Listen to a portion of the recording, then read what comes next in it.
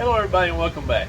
Today's video is just going to be a quick demonstration on how I grease drive shafts, whether it be the e-buggy, nitro buggy, or any other type of 8-scale buggy from a different brand even. But this is how I do it on my HB car. So I'm going to turn this camera around so you can see what I'm doing and we'll get started.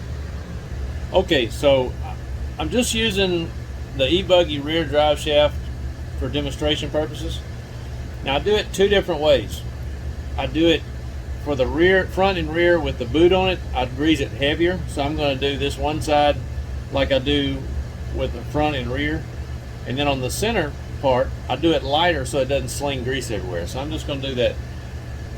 I use TLR Losi high pressure grease. I've been using this for years. It seems to work better than anything else I've tried. Now I'm almost out. This tube is pretty low, so we'll see if I can squeeze out enough to do it. So I take the drive shaft, and I squeeze out something like that, and then I'll just take the tip of the thing. Now I put a little more if it's got a boot on it. It's got a boot on it. Let's see where I can get this on the screen.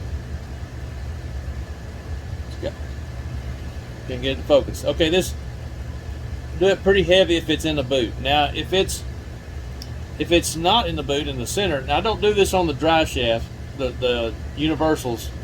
I simply do it on the, you could do it on the universals, but do it this way. I just squeeze out just a little, just a tiny bit, and then wipe it around. If it's like, I may take a little off, just so it's just kind of wet.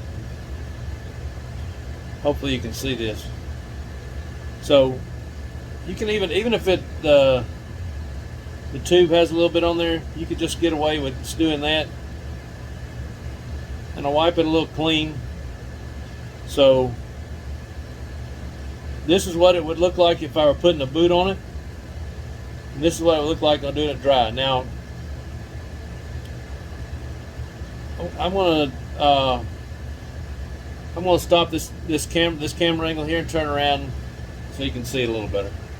So this is how I do it. So if it's in a boot, like I said before, if it's in a boot like on the e-buggy, I'll do it real heavy. You can put as much as you want. It's not going to sling anywhere. It's not going to hurt anything.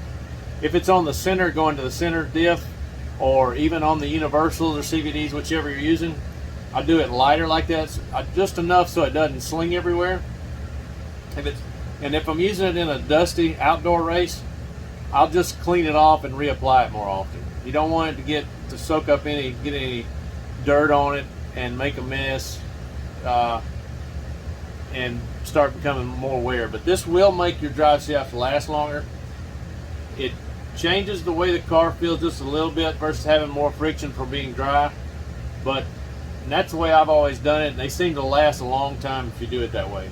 Now the one with the boot on it, it lasts a super long time. You'll have the boot on it. You can even put some more in there if you wanted to. It's not going to hurt because it's not going to sling anywhere. Just make sure on the ones that are exposed that you do it pretty light. Just don't put them in there dry, and they'll last longer.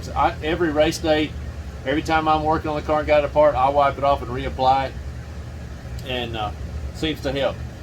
So I hope this helps. If